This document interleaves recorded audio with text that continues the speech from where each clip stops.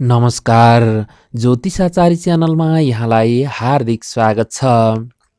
अयनांश साधनको विशेष प्रक्रिया लिएर उपस्थित भइसकेको छु म नारायण प्रसाद निरौला। आजको प्रस्तुतिमा अयनांश भनेको के हो, यो साधन किन गरिन्छ, सायन र निरायण पद्धतिमा के फरक छ, अयनांश साधन गर्ने विभिन्न सूत्रहरू, विधि र प्रक्रिया सहितको उदाहरण सहित विशेष प्रस्तुति आजको कार्यक्रममा रहनेछ। विशेष गरी अयनांशको परिचय र अयनांश साधनका विभिन्न विधि र सूत्रहरूको उदाहरण सहित प्रस्तुति आज विशेष रहनेछ। आरम्भ गरौँ अयनांशको परिचयबाट। अयनको चालका आधारमा प्राप्त हुने मानलाई अयनांश भनिन्छ। अब यसरी अयनांशको अयन भनेको के हो भन्ने कुरा हामीले बुझ्नु पर्यो सर्वप्रथम। अब यहाँ नाडीवृत्त, भूमध्य रेखा र क्रान्तिवृत्त, जुन भूमध्य रेखामा 23.5 डिग्रीले खिचिएको रेखा हुन्छ, यस्तो रेखाको जुन सम्पात हुन्छ, दुई ठाउँमा काटिन्छ, ती दुईटा सम्पात बिन्दु हुन्छन्। ती बिन्दु चाहिँ सधैँ एकै स्थानमा रहँदैनन्। वार्षिक 52 विकलाका दरले क्रमशः वर सर्ने गर्दछन्। कतिपयले एक कला पनि मानेका छन् यसमा।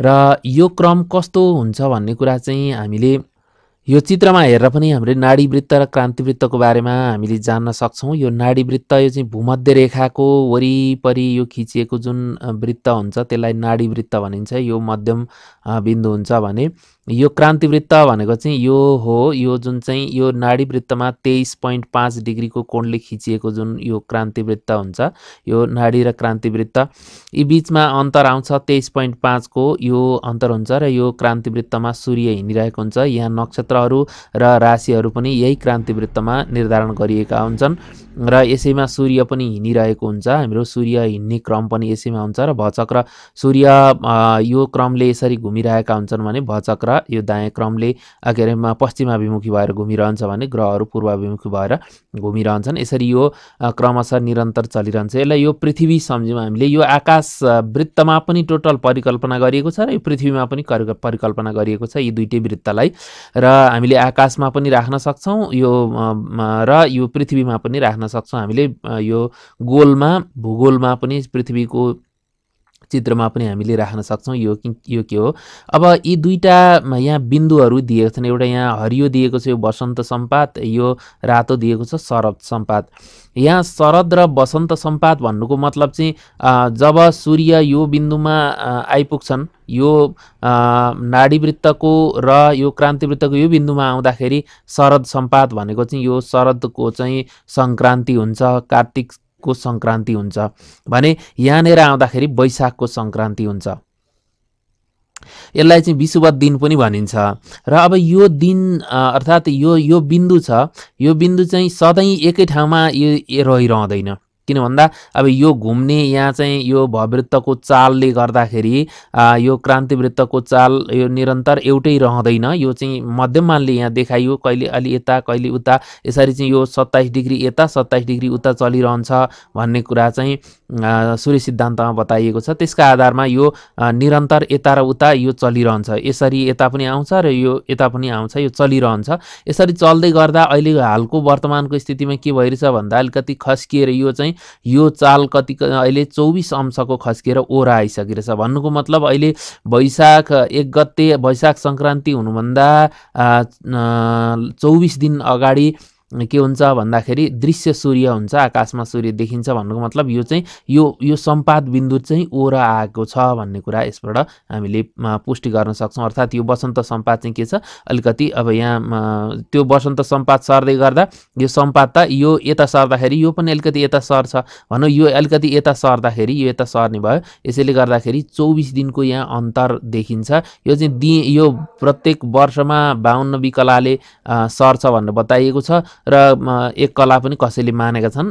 यो सम्पात बिन्दु चाहिँ 27 अंश ओर र 27 अंश पर सरिरहन्छ। अब यो यहाँनिर यो वसन्त सम्पात यता 27 यो ठाउँबाट 27 डिग्री यता आउँछ र यता 27 डिग्री पनि उता जान्छ भनेपछि यो सर्न भन्नुको मतलब यो पनि सर्छ।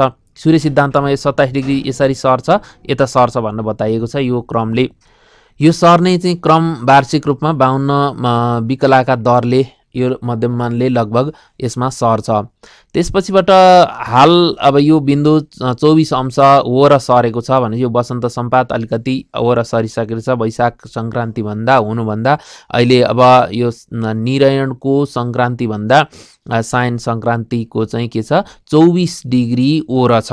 भन्नुको मतलब चैत्र 6-7 गतेको बिचमा हाम्रो के हुन्छ सूर्य देखिन्छ आकाशमा। यस्तो यो चाहिँ सरिरहन्छ। यी सर्ने कारणहरू चाहिँ यो भववृत्तको घुमाइ र यो एउटै ठाउँबाट सधैँ नघुम्ने र यसको चाल परिवर्तन भइरहने गर्दाखेरि यस्तो स्थिति हुन्छ र यो वरपर सरिरहन्छ भन्ने हाम्रो मत छ ज्योतिषशास्त्रको।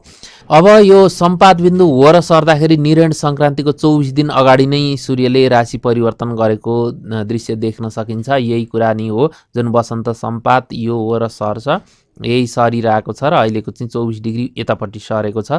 यो मूल यो मध्यम बिन्दु भयो, योदेखि यता 27 सम्म सर्छ, उता पनि 27 सम्म सर्छ भन्नु बताएको छ। अहिले 24 डिग्रीमा सरेको छ भन्नुको मतलब 1 डिग्री बराबर 1 दिन हुन आउँछ। किन भन्दा यो लगभग सूर्यको 30 दिन बराबर 30 डिग्री बराबर हाम्रो 1 महिना हुन्छ। यसरी यो निर्धारण भएको छ। त्यसरी हाम्रो दिन निर्धारणमा पनि यसले प्रभाव पारेको देखिन्छ र यो चाहिँ सम्पात बिन्दु नै सरेको कारणले गर्दा, किन भन्दा अब यो एकै ठाउँबाट सधैँ घुमिरहने भएदेखि एकै ठाउँमा हुन्थ्यो। तर यो सूर्य हिँड्ने बाटो जुन छ यसमा हाम्रो क्रान्तिवृत्तमा यसो नक्षत्रहरू राखेका छन्, राशिहरू रहेका छन्। अब यो चाहिँ सधैँ यो चाहिँ घुमिरहन्छ। यो चाहिँ एकै ठाउँबाट हुँदैन, अलि ओरा खस्किँदै 27 डिग्रीसम्म यता आउँछ, फेरि 27 डिग्रीसम्म उता जान्छ भनेर बताइएको छ। यसैले गर्दाखेरि यहाँ चाहिँ अयनांश चाहिँ यो चल भइरहन्छ। यो चाहिँ यसरी अयनांश चलित मानेर यो जुन चल अनुसार गणना गरिन्छ, जस्तो अहिले 24 डिग्री सरेको छ यसै अनुसार गणना गरिन्छ, यसलाई सायन भनिन्छ। र यसमा चाहिँ 24 डिग्री घटाइदिएपछि जति आएको छ त्यो मानमा 24 डिग्री घटाएपछि चाहिँ अयनांश घटाएर निर्धारण गरिने पद्धति जुन छ त्यो निरयण पद्धति हो। यहाँ सायन र भनेको चाहिँ अयनांश लिने, यो सरेको जति सरेको छ त्यति लिँदै जाने सायन हो। यो मध्यबिन्दुमा सधैँ राखिरहने भनेको यो निरयण पद्धति हो। जहिले अब योबाट यता दायाँ पनि सर्छ, यो बिन्दुबाट यता पनि सर्छ, यता पनि सर्छ, तर अब यो बिचको बिन्दुमै मान राखेर गर्ने पद्धति छ यो निरयण पद्धति हो। र सायन भनेको जहाँ पुगेको छ त्यहीँबाट गणना गर्ने पद्धति यो चाहिँ सायन हो। र हाम्रा गणनाहरू सर्वप्रथम सायनबाट अयनांश राखेर गरिन्छ अनि त्यसमा अयनांश घटाइन्छ। यो गर्ने पद्धति चाहिँ दुईटै तरिकाले गरिन्छ, सायन गरेर निरयण बनाउने नि हो। र अब यसमा चाहिँ हाम्रो मान्यताका आधारहरू चाहिँ पृथक भएको कारणले गर्दा यी दुईटै पद्धतिहरू हामीले यहाँ प्रचलनमा ल्याएका हुन् र यो चलित आवश्यक पनि छ हामीलाई निकाल्नका लागि। र अब यहाँ सायन र निरयण दुईटै लिनुपर्ने कारण चाहिँ के रह्यो भन्दाखेरि हाम्रा धार्मिक कार्यको सम्पादन भने यो मध्यबिन्दुलाई नै राखेर निर्धारण गरिएको छन्। यसलाई चलाइएको छैन, यो गणितमा चलाइएको छ, तर हाम्रो फलितमा र हाम्रा धर्मशास्त्रसँग सम्बन्धित हाम्रा धार्मिक चाडपर्वहरूको निर्धारणसँग सम्बन्धित जति पनि धर्मशास्त्रका धर्मसिन्धु, निर्णय सिन्धु, चतुर्वर्ग चिन्तामणि लगायतका जति पनि वीरमित्रोदय आदि गरिएका धर्मशास्त्रका मूल ग्रन्थहरू छन्, ती ग्रन्थहरूमा बताइएका कुराहरू जुन वेदोक्त कुराहरू छन् ती कुराहरू चाहिँ ती सबै यो मध्यबिन्दुलाई नै आधार मानेर तय गरिएका छन्। अर्थात् भनौँ निरयण बिन्दुमा चाहिँ यो चलाइएको छैन, यो निरयण पद्धतिलाई आधार मानेर बताइएका छन्। जति पनि छन् सबै कुराहरू यो निरयणमा नै बताइएका कारणले गर्दाखेरि, जस्तो हाम्रो दशैंका दिन श्रवण नक्षत्र पर्न पर्छ। अब श्रवण सेउता सुताराम सुबदा भनेर बताइएको छ। अब त्यो पर्नु पर्यो, अब त्यो नपर्दाखेरि के हुन्छ, त्यो चाहिँ हामीलाई चाहिँ के हुन्छ, त्यो त्यति ग्राह्य हुँदैन। अन्य कुराहरू पनि जति छन् सबै तिथिसँग यो चाहिँ हाम्रो चाडपर्वहरू सबै कुराहरू चाहिँ यी सबै धर्मशास्त्रसँग अनुस्यूत भएका छन् र हाम्रो फलितसँग पनि अनुस्यूत भएका छन्। अब यो सर्दै गर्दाखेरि उच्च निचको बिन्दु पनि सर्छ, उदय अवस्था अलिकति उच्च निच उदय अवस्थाका पनि कुराहरू थप घट हुन्छन्। त्यो हुँदाखेरि त्यहाँ बताइएका कुराहरूसँग यो मेल नखान सक्ने स्थिति हुन्छ। यसैले गर्दा र यो चलित पद्धति हुँदाखेरि सबै कुराहरू परिवर्तन गर्नुपर्छ, धर्मशास्त्र पुरै परिवर्तन गर्नु पर्यो, त्यसपछिबाट ज्योतिष फलितका सबै सूत्रहरू पद्धतिलाई पनि तयार गर्नु पर्यो, यो सम्म परिवर्तन गर्नु पर्यो। अब यो परिवर्तन गर्ने निर्देशन वेदले प्रदान गरेको छैन, अर्थात् भनौँ यो हामीसँग सामर्थ्य छैन। त्यसैले गर्दा हाम्रा चाहिँ यो मध्यम मानलाई आधार मानेर सबै गणनाहरू हाम्रा गरिएका छन्। अब यसरी यो निर्णय पद्धति चाहिँ यसरी हामीले लिएको हो। यो किन लिएको भन्दाखेरि हाम्रा जति पनि शास्त्रोक्त कुराहरू छन् यी कुराहरूको प्रयोगका लागि, हाम्रो उपयोगका लागि र हाम्रा दैनन्दिनी व्यवहार, हाम्रा धर्मशास्त्रीय कुराहरूलाई परिपूर्ति गर्नका लागि, साथसाथै फलितका सूत्रहरूको उपपत्ति अर्थात् त्यसका आधारमा फलादेश गर्नका लागि यो बिन्दुलाई, मध्यम बिन्दुलाई, यही बिन्दुलाई निश्चित मानेर यो दायाँ गए पनि बायाँ गए पनि यो मध्यम भागलाई मानेर यो जुन गरिएको यो पद्धति भनेको यो निर्णय पद्धति हो। अब साइन्स चाहिँ जहाँ जहाँ छ त्यहीँ चलित आधारमा गरिन्छ र यसरी निर्णय गर्नुका पछाडि पनि हाम्रा आधारहरू रहेका छन्, जसले गर्दाखेरि हामीले यो त अब हिँड्ने क्रम चाहिँ के हुन्छ, चलिरहन्छ। यो सम्पाद बिन्दु चाहिँ तलमाथि भइरहन्छ, तर हाम्रो के हुन्छ,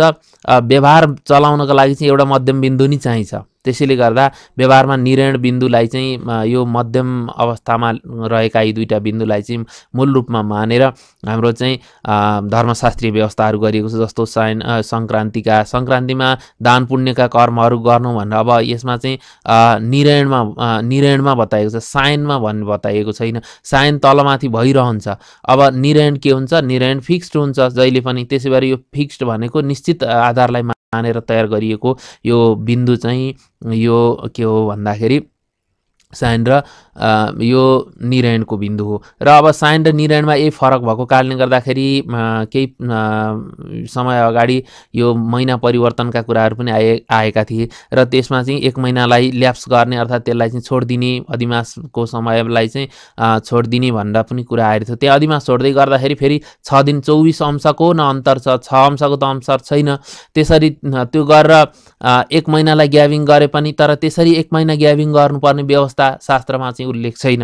अब ती धर्मशास्त्रीय व्यवस्था छैनन्। अब हाम्रा चाहिँ फलितका सूत्रहरू त्यस्ता छैनन्। हाम्रा चाहिँ चाडपर्वहरू मनाउने पद्धति त्यस्तो छैन। त्यस कारणले गर्दाखेरि त्यो नगरिएको हो र यो मध्यम बिन्दुलाई मानिएको हो। हाल चाहिँ अब गणनामा दुईटै पद्धतिहरू प्रचलित छन्। यो चाहिँ अब प्रचलित भनौँ अथवा गणना त सुरुमा साइन अयनांश राखेरै गणिन्छ, त्यसपछिबाट त्यो अयनांश घटाएपछि जो निर्णय हुन्छ त्यही निर्णयका आधारमा हाम्रा प्रथम लग्न कुण्डलीहरू, सबै लग्न कुण्डलीहरू यसैका आधारमा, निर्णयकै आधारमा हाम्रा तयार गरिएका छन्। त्यसै कारणले हाम्रो फलादेश त्यसै आधारमा हुन्छ। साइनमा हाम्रो हुँदैन। यो साइन पद्धतिमा चाहिँ हाम्रो के छ, धर्मशास्त्रीय ती सूत्रहरू व्यवस्था छैनन्। प्रत्येक सूत्रहरू प्रत्येक डिग्री अथवा भनौँ कला विकला परिवर्तन हुँदाखेरि सबै कुराहरू सूत्रमा परिवर्तन गर्नुपर्ने हुन्छ।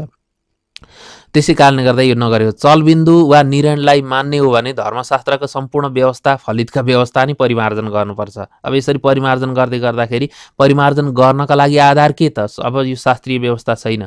किन भन्दा सूर्य सिद्धान्तमा बताइएको छ कि यो 27 डिग्री उता सर्छ, फेरि ओरा आउँछ। यो दोलायमान भनेको जसरी चाहिँ पिङ पर जान्छ ओरा आउँछ, यसरी यो निरन्तर चलिरहन्छ। त्यसै कारणले यसलाई चाहिँ यो त्यसअनुसार गणना गर्नुपर्छ भनेर बताइएको छ। अब यसलाई चाहिँ निर्णयमा ल्याएर गर्नुपर्छ भनेको त के अरे साइनमै फलादेश आदि गर्नुपर्छ भन्ने चाहिँ त्यस्तो प्रमाण छैन। अब आधार लिँदाखेरि, मान्दाखेरि, हेर्दाखेरि चाहिँ सबै कुराहरू के छन्, निर्णयलाई नै आधारित बनाएर धर्मशास्त्र र फलित जति सबै हाम्रो निर्णयमा आधारित छ। त्यसै कारणले गर्दाखेरि यो हामीले परिवर्तन गर्न नसकेको स्थिति हो। र चलित र गणना दुईटै छन् र हामीले पद्धति मान्दै गर्दाखेरि चाहिँ अब वेदविद धर्मशास्त्रीय मान्यताका साथसाथै महर्षि प्रणीत फलित ज्योतिषका व्यवस्थालाई परिमार्जन गर्ने, त्यसलाई परिवर्तन गर्ने चाहिँ सामर्थ्य हामीसँग छैन र त्यो आदेश पनि छैन। वैदिक व्यवस्था पनि छैन, आदेश पनि छैन। त्यस कारणले गर्दा हाम्रो निर्णय पद्धति नै यसमा मानिएको छ र यसमा चाहिँ केही विवादहरू पनि छन् र पनि अब दुईटै गणना पद्धतिलाई अगाडि ल्याइएको छ र दुईटै पद्धति चलाइएको छ र हाम्रो व्यवहारमा, दैनन्दिनी व्यवहारमा, हाम्रा चाडपर्व मनाउने प्रसङ्गमा चाहिँ निर्णय पद्धतिलाई लिएको छ र अब साइन पद्धति लिएको छैन। किन भन्दा साइन पद्धति लिँदै गर्दाखेरि धर्मशास्त्रका सम्पूर्ण जति पनि मान्यताहरू छन् तीमा परिवर्तन हुनुपर्छ, परिवर्तन गर्नुपर्ने हुन्छ।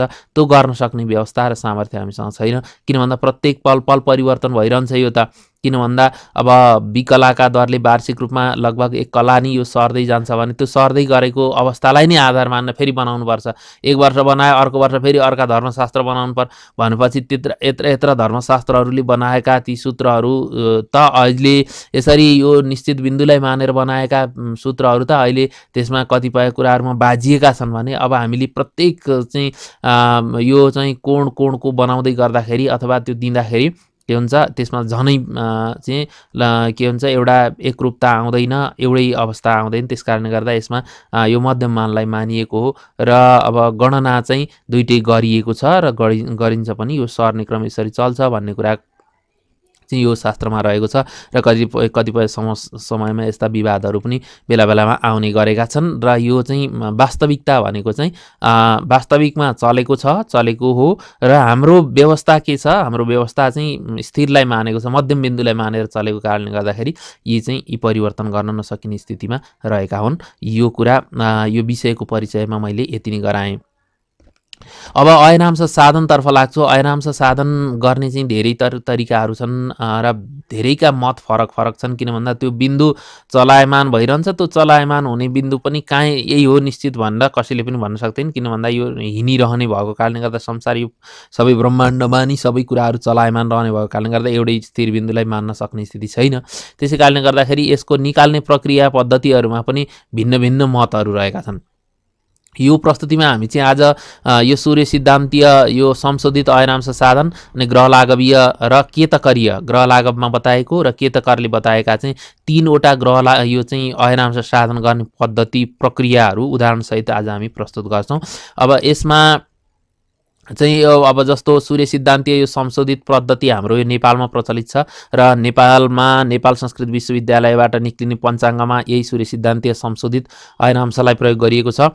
यसका साथसाथै नेपालबाट अरू जति पनि पञ्चाङ्गहरू निक्लिन्छन् यही सूर्य सिद्धान्तलाई नै आधार मानेर यसैसँग संशोधित यो मानलाई नै लिएको छ भने ग्रह लागवीय र केतकरीय यो चाहिँ भारतमा विशेष प्रचलन छन्। ग्रह लागवीय चाहिँ यो अब बिहार दरभङ्गातिर बेसी प्रचलनमा छ भने केतकरीय पद्धति यो उत्तर भारतमा पनि प्रचलित रहेको छ। दक्षिण भारततिर पनि यसमा प्रचलनमा आएका छन् र अरू पद्धतिहरू पनि थुप्रै छन् जुन भारतको अब मूल त एन्सिलायरी पद्धति हो र अब केतकरीय पनि नजिक आउँछ र यसरी यी अयनांशहरूको चाहिँ प्रयोग हाम्रो प्रचलनमा रहेका छन् र यसै गरी यो केतकरीय पद्धति भयो। यसका साथसाथै मकरन्दीय, एन्सिलायरी, केपी, चित्रापक्षीय आदि थुप्रै अयनांश यसमा फरक आउँछ। अहिले हामी यो गणना पनि गर्छौँ यो सूर्य सिद्धान्तीय ग्रह लागवीय केतकरीयमा कति फरक आउँछ भन्ने कुरा हामी देखाउन सक्छौँ पछि।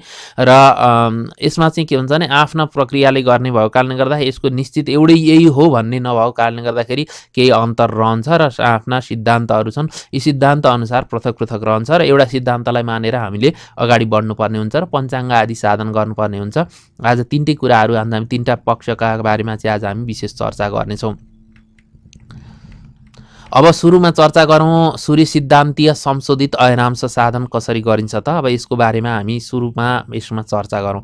अब सूर्य सिद्धान्तीय भने सूर्य सिद्धान्तमा बताइएको यो अयनांश साधन गर्ने प्रक्रिया हो र सूर्य सिद्धान्तमा प्रक्रियामा पनि संशोधन केही ल्याइएको छ। यो संशोधन चाहिँ यो नेपाल संस्कृत विश्वविद्यालयका केशव राम गुरु हुनुहुन्थ्यो, उहाँले चाहिँ यो अनुसन्धाता हुनुहुन्थ्यो।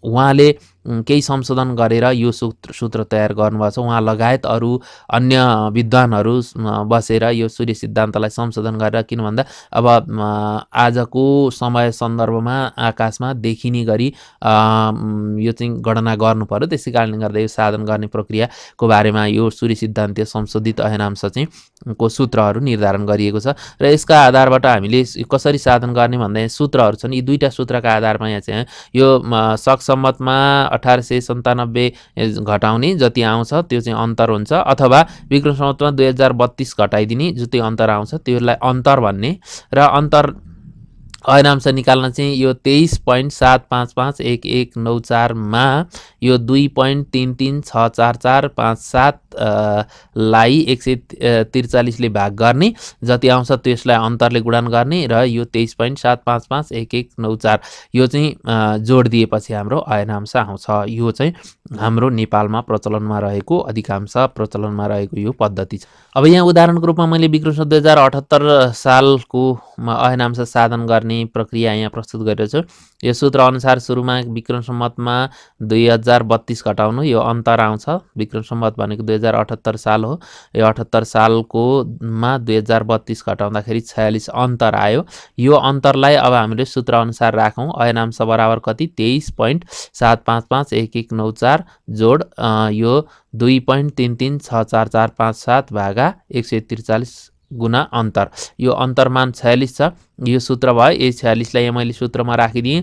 त्यसपछिबाट यो आयो यसले यो 2.33 योलाई चाहिँ 143 ले भाग गर्दाखेरि भाग गर्ने सुरुमा अनि भाग गरेर 46 ले गुणन गर्दाखेरि चाहिँ यहाँ 0.751583931448 यो आइरहेछ। र अब यतिलाई अब यो 23.75519194 मा जोड दिँदाखेरि चाहिँ यहाँ कति आयो? 24.506733314685 आयो। अब यसलाई चाहिँ के गर्नु भन्दाखेरि अब हजुरहरूसँग साइन्टिफिक क्याल्कुलेटर छ भने यसलाई सिधै डिग्रीमा परिवर्तन गर्न सक्नुहुन्छ। हजुरले शिफ्ट डिग्री थिच्नु होला। यति मानलाई शिफ्ट डिग्री थिच्नु भने 24 डिग्री 30 अंश 30 कला यो चाहिँ 24 विकला, यो अंश कला विकलामा आउँछ। त्यहाँ डिग्री मिनेट सेकेन्ड भन्छ। यो चाहिँ यति आउँछ। यो यतिलाई चाहिँ शिफ्ट थिच्नु अनि डिएमएस भनेको ठाउँमा थिच्नुभयो भने यो आउँछ। यसरी हामीले यो के गर्यौं भन्दा सूर्य सिद्धान्तको चाहिँ संशोधित अयनांश चाहिँ हामीले यसरी साधन गर्यौं। यसरी साधन गर्न सक्छौं। यो सूत्र हो। यसका आधारमा हामीले भन्नुको मतलब सूर्य सिद्धान्त 24 अंश 30 कला 24 विकला भन्नुको मतलब यो 24 अंश चाहिँ यो हो र सरिसकेको छ भनेको हो। यो त्यो सम्पाद बिन्दुबाट 24 अंश हो र सरेको हो भन्ने कुरा मैले अघि पनि बताएँ। त्यही नै हो। अब यो सूर्य सिद्धान्तीय संशोधित अयनांश साधन प्रक्रिया हो। यो हाम्रो नेपालमा अधिक प्रचलनमा छ। र अब त्यसपछिबाट अब ग्रह लाघवीय, यो ग्रह लाघवको यो पद्धति पनि प्रचलनमै छ। यो पद्धति अलि पुरानो मानिन्छ। यो पहिले यही पद्धति प्रचलनमा थियो। अहिले पनि यो मिथिला प्रदेश लगायतको दरभंगा आसपासको क्षेत्रमा, पटना आदिको क्षेत्रमा यहाँ चाहिँ मिथिला पञ्चाङ्गहरूमा चाहिँ यही प्रयोग गरिन्छ। यो ग्रह लाघवीय अयनांश साधन प्रक्रिया यसैलाई प्रयोग गरिन्छ। र यसको चाहिँ सूत्र के छ भन्दा वेदाब्देव द्युनः खरस ऋतः सका यनांसा भन्नु बताएको छ। यो के गर्ने भन्दा शक सम्वतमा 444 घटाउने र 60 ले भाग गर्ने, जति आउँछ त्यो के हुन्छ? अयनांश हुन्छ भन्नुहुन्छ। वेद अब्द अब्धि उन। वेद भनेको 4, वेद भनेको 4, अब्धि भनेको 4, उन भनेको घटाइएको, सक भनेको सकमा, अनि त्यसपछि ख भनेको 0, रस भनेको 6 भनेको 60 ले ऋत भनेको भाग गरिएको। यसरी यो अयनांश साधन हुन्छ। अब अयनांश शक सम्वत ल्याउनलाई चाहिँ विक्रम सम्वतमा 135 घटाएपछि शक सम्वत आउँछ। शक सम्वत र विक्रम सम्वतको 135 वर्षको अन्तर छ। यसरी हामीले र पात्रमा पनि सिधै शक सम्वत नै दिएको पनि हुन्छ। र यदि भएन भने पनि विक्रम सम्वतमा 135 घटाइदिनु शक सम्वत आउँछ। अब यही कुरालाई अब यहाँ मैले साधन गरेको छु। यो चाहिँ के भन्छ 2078 मा 135 घटाइयो, 1943 यो शक सम्वत आयो 2078 सालको। 1943 शक सम्वतमा 444 घटाइयो 1479 आयो। 1479 आइसकेपछि अब हामीले सूत्र अनुसार के गरौँ? 60 ले 1479 लाई भाग गरौँ। 60 ले 1479 लाई भाग गर्दाखेरि 24 चोटि गयो, 1440 भयो र 59 शेष आयो। 59 लाई फेरि 60 ले गुणन गर्दाखेरि 3540 आयो। यसलाई फेरि 60 ले भाग गर्दा 59 आयो। यसरी यहाँ हेर्दाखेरि कति आयो भन्दाखेरि 2459 यहाँ मान आयो। यसरी हामीले अयनांश हेर्दाखेरि हाम्रो 2459 हाम्रो अयनांशको मान आयो। 24 अंश 59 कला चाहिँ यो सरिसकेको छ। लगभग 25 अंश यसमा सर्न लागेको जस्तो यहाँ देखिएको छ। यो ग्रह लाघवीय पद्धति हो। लाघवीय पद्धति ग्रह लाघवम करणम भन्ने पुस्तकमा यो प्राप्त छ। यो अयनांश 2459 आयो। अब हामी अर्को केतकरीय अयनांश साधन गर्ने प्रक्रियामा जान्छौँ। यो केतकरीय प्रक्रिया चाहिँ यो केतकर चाहिँ केतकी ग्रह गणितम भन्ने ग्रन्थका ग्रन्थकार हुन्। यसै गरी ज्योतिर्गणितम भन्ने पुस्तक पनि केतकरले लेखेका छन् र यो ज्योतिर्गणितम यही पञ्चाङ्ग गणना गर्ने यो सारणी सहितको व्यवस्था भएको पुस्तक हो। यसमा चाहिँ यो गणना गर्ने पद्धति प्रक्रियाहरू दिएको छ। अहिलेको ग्रह लाघवमा पनि यो सबै पञ्चाङ्ग गणनाकै पद्धतिहरू दिएको छ। अब यसमा पनि सूर्य सिद्धान्तमा पनि पञ्चाङ्ग गणनाकै पद्धतिहरू हुन्। यी फरक फरक छन् र यसमा चाहिँ के बताएको छ भन्दा यहाँ 3वटा सूत्रहरू यहाँ बताइएको छ। इष्टशकमा 1800 घटाउनु र 70ले भाग गर्ने यो अंशादि लब्धि आउँछ। दोस्रो नम्बरमा इष्टशकमा 1800ले भाग घटाउने, त्यसपछिबाट 50ले भाग गर्ने यो कलादि लब्धि आउँछ। त्यसपछिबाट अंशादि लब्धिमा कलादि लब्धि घटाउने र 22 अंश 8 कला 33 विकला यसलाई जोड दिने अयनांश हुन्छ भनेर केतकरीय सूत्रमा बताइएको छ। अब त्यसअनुसार यहाँ एउटा उदाहरण हेरौँ। 2078 सालको गर्दाखेरि यहाँ 2078 सालमा इष्टशक ल्याउनु पर्यो। सुरुमा इष्टशक ल्याउनको लागि 135 घटाउनु पर्छ। विक्रम सम्वत र शक सम्वतमा 135 को अन्तर छ। यसैले यहाँ 135 घटाउँदाखेरि कति आयो? 1943 आयो। 2078 मा 135 घटाउँदाखेरि 143 आयो। यो चाहिँ हाम्रो शक सम्वत भयो। अब 143 शक सम्वत भइसकेपछि अब यो सूत्र अनुसार 1800 घटाउँ। 1900 मा 1800 घटाउँदाखेरि 143 बाँकी रह्यो। अब यो 143 मानलाई चाहिँ 70ले भाग गरौँ। यो 143 लाई 70ले भाग गर्दाखेरि 2.0428571 आयो। अब यसलाई यो मानलाई चाहिँ यदि डिएमएस तपाईले शिफ्ट डिएमएस थिच्नु भने यो साइन्टिफिक क्याल्कुलेटरमा हुन्छ। यो चाहिँ थिच्नु भने 2 अंश 2 कला 34 विकला यो मान आउँछ। 34.2857 यो आउँछ। हामीलाई यति 3टा भए पुग्छ। यसरी हाम्रो यो के आयो? अंशादि लब्धि आयो। अब कलादि लब्धि ल्याउनको लागि फेरि हाम्रो सूत्र त्यही नै हो। यहाँ मैले सजिलोको लागि यो अगाडिको गरेको यहाँ राखिदिएको छु भने सूत्र यो हो र अब हामी यहाँ गणना गर्छौँ। यो हाम्रो फेरि कलादि लब्धि ल्याउने पनि इष्टमा 1800 नै घटाउने हो। इष्टमा 1800 घटाउँदाखेरि हाम्रो आयो 143। यसलाई 50ले भाग गर्ने। 143 लाई 50ले भाग गर्दा 2.86 आउँछ। यो चाहिँ मान के भयो भन्दाखेरि यो यसलाई फेरि यो 2.86 लाई शिफ्ट डिएमएस गर्नु होला त्यो क्याल्कुलेटरमा। यो चाहिँ 251 आउँछ। यो 251 चाहिँ यो कलादि मान भयो। अब यो कलादि मान चाहिँ हाम्रो के सूत्र अनुसार के भन्न बताएको छ? अंशादि लब्धि कलादि लब्धि। अंशादि लब्धिबाट कलादि लब्धि घटाइदिने। अब यसबाट हामीले यो घटाउँदाखेरि हाम्रो के भयो? 4 मा 1 गयो 3 बाँकी रह्यो। यहाँ चाहिँ यो 3बाट 5 नघटेकाले गर्दाखेरि यहाँ 6 हामीले यताबाट 60 लियौँ। 60 लिँदाखेरि यहाँ 6 भयो। 6 3 9 भयो। 9 मा 5 गयो 4 बाँकी रह्यो। यहाँ 1 बाँकी रह्यो। अब यहाँ 1 बाँकी रहेपछि यो अंशबाट 1 सापट लियौँ। 1 अंशबाट यता लिँदा 60 भयो। 60 1 61 भयो। 61 मा 2 गयो 59 बाँकी रह्यो। यो र 1 यो 1 अंश आयो। यसरी हाम्रो के भयो भन्दाखेरि कति आयो? 1 अंश 59 कला 43 विकला आयो। यो मान चाहिँ केमा जोड्ने? सूत्र अनुसार के भन्छ? 22 अंश 8 कला 33 विकला। 22 अंश 8 कला 33 विकलामा यो जोड्दिउँ। यो जोड्दाखेरि हाम्रो कति भयो भन्दा 24 अंश 8 कला 16 विकला यो हाम्रो यो मान आयो। यो चाहिँ अयनांश भयो। केतकरको मत अनुसार 24 अंश 8 कला 16 विकला छ। अब यसरी चाहिँ हामीले केतकरीय अयनांश साधन गर्यौं। अब सबैको अयनांशलाई मैले यहाँ ल्याएर प्रस्तुत गरिरहेको छु। यो सूर्य सिद्धान्तीय संशोधित अयनांश जुन हाम्रो देशमा प्रचलनमा छ 24 30 छ। अब ग्रह लाघवीय अयनांश छ 24 59 चाहिँ 25 को हाराहारीमा पुगेको छ। केतकरीय छ 24 8 मा छ। यहाँ र यो 8 यहाँ 8 कलामा छ। 24 अंश 8 कलामा छ भन्नुको मतलब यहाँ यसरी फरक फरक छन्। यी अयनांश निकाल्ने पद्धतिहरू प्रक्रियाहरू फरक फरक छन् र यिनीहरूको गति पनि फरक फरक भएको कारणले गर्दाखेरि एउटै हुन्छ भन्ने नै हुँदैन। पूर्णतः प्रमाणित हुन सक्दैन यो। किन भन्दाखेरि नक्षत्र समूहहरू निरन्तर परिवर्तन भइरहन्छन्। यो आकाश चलायमान छ।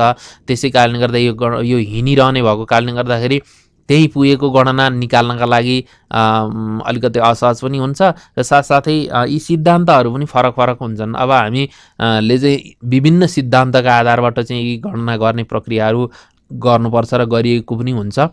कुनै स्थानमा कुनै पद्धति मानिन्छ, कुनै स्थानमा कुनै पद्धति मानिन्छ। जस्तो कि अब हाम्रोमा सूर्य सिद्धान्तको यो संशोधित पद्धति प्रचलनमा ल्याइएको छ, यसलाई प्रयोग गरिन्छ। ग्रह लाघव यो चाहिँ अब बिहार लगायतका आसपासका क्षेत्र, पटना आदि क्षेत्रहरूमा चाहिँ भारतका यो प्रयोग छ। केतकरीय यो भारतमा यो उत्तर प्रदेश लगायतका अन्य स्थानहरूमा पनि प्रचलनमा छ र एन्सी लाहिरी आदि अन्य पनि छन्। भारतमा थुप्रै प्रक्रिया र पद्धतिका अयनांशहरू प्रयोग हुन्छन्। यो अयनांश फरक हुँदै गर्दा हाम्रा स्पष्ट लग्नहरूमा पनि फरक आउँछ, स्पष्ट ग्रहहरूमा पनि फरक आउँछ र हाम्रा पञ्चाङ्गहरूमा पनि गणनामा तलमाथि रहन्छ। यसै गरी जहाँ जुन स्थानको एउटा कुरालाई मानेर हामी अगाडि बढ्यौँ भने हाम्रो एकरूपता हुन्छ।